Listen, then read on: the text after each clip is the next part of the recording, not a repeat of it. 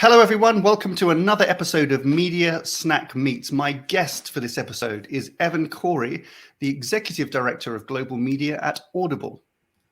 Hi, guys. Hello, gentlemen. Where are you? There you are. Welcome to Media Snack Meets, where we get to meet the individuals and organizations doing great work to inspire success and drive change through the global media and marketing industry. Because the best are short on time, we ask just 6 questions in 15 minutes. We get to learn what is behind the success, what it takes to make change in the industry, and what the rest of us can learn from that experience. Please subscribe to get alerts of all upcoming guest episodes. Hey, Evan. Hey, how are you? Good. Good to see you. Very good to see you. Cool. So welcome. So I did a very brief introduction. So you're Audible, as many people will know. Let's crack on. You've seen the show, 6 questions, 15 minutes or less. So just for those that don't know, you just explain what it is you do now at Audible, and also give us something that you're proud of, either at Audible or somewhere else in your career that kind of sticks with you, that you enjoy sharing. Yeah, happy to. Thanks for having me. Like you said, I work at Audible, an Amazon subsidiary. I am the executive director of global media. So essentially, I oversee a team that is really intended to just provide, global leadership and guidance across our global footprint, which makes up 10 marketplaces today. Essentially, we are looking for ways to move the business forward and find efficiencies through a number of different avenues, whether that's operationally improving our ways of working, whether that's developing best practices and strategic frameworks, whether that's finding economies of scale through sort of vendor relationships, or at a very high level, just optimizing our investment across the portfolio. And our team is relatively small and nimble, so we have to sort of assess trade-offs and potential value created as we think about where to devote resources for any given project at any given time.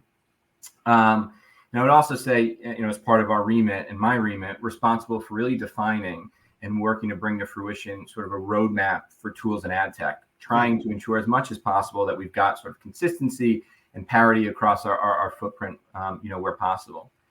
What I'm proud of, a couple things. Well, proud of more than a couple, but just a few I'll talk about. One was, in partnership with you and the ID Comms team, where we consolidated a number of local agencies. You make me blush now. This is one of your proud moments. It was good work. Same here. Consolidating everything into sort of a single agency, solution, and as you well know, a bit of a exhausting process, but I think for us in long-term success, an incredible, meaningful milestone. Yeah. I'm also really proud of the work that's been done to sort of formulate this core, nimble, global function, driving the business in ways that we hadn't really been able to previously, filling white spaces and some of the gaps that existed. And, there's a lot that's been done in the last 12 months. And then just very quickly, I still have a lot of heart for a lot of the agency work that I have done, previously. For someone who is a strategic, a media guy and a strategy person, there's sort of nothing more satisfying than unlocking that very brilliant insight that you can sort of build a strategy and a media plan around. So, we did that a lot for Verizon and for some of the entertainment accounts. And so I'm relatively proud of, a few of those initiatives that we were able to really build campaigns around thoughtful and really strategic insights. Good. Love it. It's good. I mean, everybody probably already knows what Audible is. We don't need to explain it. But if you're not, be a subscriber or, get involved in Audible. It's such a phenomenal business. It's fascinating and so much more exciting, just really exciting things that are going on right now. Every day I just see like a new a new superstar kind of product that's coming out. There's lots of really interesting things that you're doing. So go check it out. Subscribe, This is it. You're a media company. We've got to sell it. That's right. So let's talk about media, because you have obviously you've worked now. You're as part of the global marketing team at Audible, but you're previously at agency, so you've seen a good perspective of the industry. What for you has been the best thing, or are the best things about working in the media specifically? Yeah, I mean, I think there are a ton of opportunities, and I think really the biggest ones are going to be different based on the brands and needs. I think for me, what I've seen and been really interesting is sort of gone is the age of exclusively having that high def, best production quality of content, and now we're seeing lo-fi and self-produced content, and there's so much opportunity now where you don't need to spend $1 million, $2 million on the best produced TV spot. And there's some really, really creative ways to use content as sort of your marketing and media. I'm not saying brands will not continue to pay those big price tags, because it does have value, but I think there are other ways in, especially from a media perspective, to sort of have the same amount of impact and reach. You look at, a lot of examples, but some over the past few years, the Coinbase Super Bowl spot. And, for me personally, someone who has a 19-month-old at home, there's a show on YouTube called Miss Rachel. And it is an incredibly low quality production where she's sort of filming herself in front of a green screen, and millions of monthly viewers. My daughter loves it. I would also say, immersion is a place that sort of everyone is going. And when you think about opportunities, it's really no longer about reading an ad or seeing an ad, but being a part of an experience. There's so many things out there: augmented reality, the metaverse, interactive at a home. Even something traditional, if you think about just audio and changing, the traditional audio format to 3D audio. It's now just becoming all sort of multi-sensory and all about immersion. And I think there's tremendous opportunities to find new ways to really immerse consumers into media experiences. Yeah. And that's why we just enjoy talking about Audible. And I'm sure that the planning team, at your relatively new agency now, is so excited just by the proposition, because it's, as you say, like multi-sensory. And from a planner's perspective, as you'll know, like that's just a really fun business to work with, right? Because you're very content rich. Yeah. You can create real media moments in your advertising. You're not just buying reach based on a cost, like maybe a lot of advertisers do. So it's quite a fun proposition. The synergy of content and those sort of immersive opportunities, like you talk about, is a recipe for success. And the creative juices are really flowing now between, Audible and our agency. And we've got some really interesting things in the pipeline.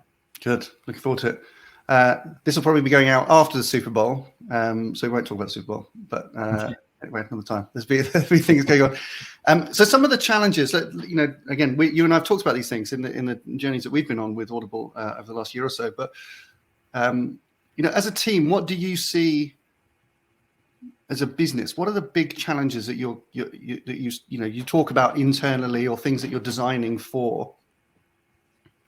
Yeah, I think there's a couple of things. I think one, personalization is such a buzzword that gets thrown around in media. Everybody wants, how do we get more personalized with our consumer experience and more personalized ads? And I actually think that navigating, what personalized means for a brand is a real challenge. Because there's not sort of a unified definition or approach that applies to everyone. It also doesn't just apply to paid media, right? There's personalization for paid media, yes, but then there's the site side experience. There's merchandising and the content choices that you're served up. From a media standpoint, I do think, obviously the deprecation of cookies coming, somewhat in the near future, it will change sort of what personalization has meant for a lot of advertisers, or at the very least, it will change the way in which advertisers approach, personalization as we move into this sort of next phase of, privacy and what brands can and can't do. So it's a really interesting time, but I think certainly a challenge and an obstacle that a lot of brands need to figure out how to overcome. And then the second one, I would say, just more sort of at a high level, obviously, competition is not something new. It's always existed. It always has, to varying degrees, within various categories. I think right now it's a really interesting time, because it's even more of an issue given some of the economic pressures that are forcing consumers to cut back and reevaluate and reappraise sort of what they're spending their money on. And I think for brands, some brands, many, are sort of being forced into finding new ways to leverage media to stand out. How do they rise above sort of that cut line where consumers are still saying, I'm willing to pay for that service or offering or product or whatever it is? And I think some cases it could be a little uncomfortable in that brands need to think about, deviating from what they're used to and thinking about investing in channels they maybe normally wouldn't, or or a media mix that they normally wouldn't do, or making a big bet on an activation that would be something different than traditionally what they've done. So I think now it's sort of whatever you can do to capture consumers' attention and remain relevant in what is unfortunately a very difficult time is what brands are sort of thinking about doing. Yeah, it's interesting because it's a subscription business, right? It's a repeating business, which is a great business model. But there will be moments where people start to reevaluate those things, and what is it that keeps them? What makes them cancel their Hulu and not their Audible? Exactly. Ultimately, what they're thinking, and a lot of that might be a brand, because these brands say something about us, don't they? So we have to decide what we want to keep. Exactly. And you think about, the subscription service, that category is just so deep and so cluttered right now about how many subscription services there are. Yeah. It really is not that it's any less relevant for any other category, but to your point, I mean, if they have, 5 entertainment services, how do we make sure that Audible stays relevant for them? Yeah. Very good. Okay. So let's think more about your career. You got to the very top of media within this organization, very high profile advertiser. I always like asking about leadership advice because, you work with teams, you now manage a really large agency team. What's something either that somebody said to you that you've carried with you that's been super helpful that you're willing to share, or something that you use, with your teams or with your external agencies or others, as good leadership advice? Yeah, it's a great question. I would say probably for me, it's 2 things. One, somewhat early on in my career, someone once told me, the best ideas don't always come from the loudest voice in the room. And I think it's just an important, thing to know about who your team is and the people that you work most closely with. Because I think too often it's actually sort of the quiet person who's sitting in a room in a meeting who may not say anything and then come up to me after and has the most brilliant idea of the entire meeting. So I really think it's so important that you want to be aware of who your team is, how they like to engage, how they like to interact, play to their strengths. And, that's something I feel like I am constantly prioritizing when it comes to not just my team, but, the people who I'm working very closely with on adjacent teams. Yeah. And the other one that I was also told as I was sort of coming up by a very senior person, who I do consider somewhat of a mentor to me, after a number of late nights that he was in the office, he told me, you just not exactly, I'm paraphrasing a little, but you're never too senior to be the first one in the morning or the last one out at night. And I think it was such a good lesson for me because I always want to lead by example. And I want my team to always feel like we're sort of in the trenches together, that we're always in this together. Not that we want teams working late at night or early in the morning, but sometimes an occasion calls for it. And, you no never seniority to make it seem like someone has to do, more or less work. So yeah. I've always sort of fostered that environment with the team that, we, no matter what it is, we're always, from the assistant planner all the way up to the most senior person, we're in this together. Good. I love that. Very good. I love the quiet voice in the room because, again, we have that experience again and again and again from a leadership perspective. You've got to take time to listen. I'm still learning that as well. Yeah, but I love that. Okay, so outside of media, if you have any free time, so I know you have a very busy job, and as you've mentioned, a young child in the house as well. But where do you go to decompress from media? Where would we find you away from the industry? Yeah, I think between the job and a 19-month-old daughter, the decompressing thing is somewhat limited. But in terms of personal passions, tennis has always been a big love of mine. I've been playing since I was 4 years old, and it's given me a lot in life. It was a huge part of my childhood and adulthood. It actually introduced me to a lot of my best friends when I was playing in college, and they became groomsmen at my wedding, and still very, very close today. And then when I was at Horizon, I actually met my now wife at one of the company tennis matches. So, I mean, tennis I'm very grateful for everything that tennis has given me. And frankly, it will always be a passion of mine, for the rest of my life. Good. Very good. And Evan lives within an easy commute of Roland Garros as well. We should probably. I think that's when our next meeting should take place, probably. Exactly. Yeah. Good. Okay, so looking ahead, we talked about some of the challenges, of which there are many, but you've got an incredible momentum as a business and an exciting kind of media brief, as we've mentioned. But looking the year ahead, what are your observations? Where would you like us to be in a year's time? Yeah, I would say, I'll save my optimistic view for a second and not to be too sort of doom and gloom, but generally speaking, I do hope that sort of the year ahead will leave behind, the economic downturn and the layoffs. I mean, it's obviously difficult. You see LinkedIn posts, a lot of people in your network who laid off and this and that. And so my hope for the new year is that we are moving away from that and we are moving to a better time, which I'm very optimistic about.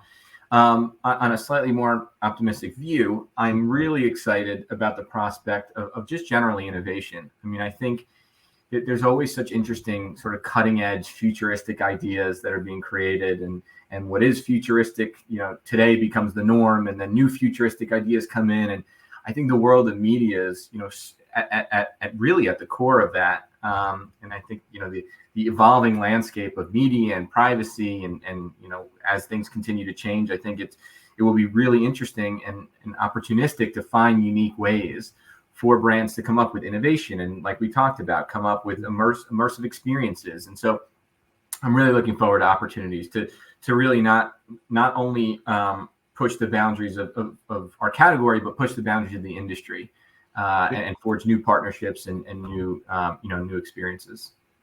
Great. They will all be coming your way after this, certainly, I'm sure. Yeah.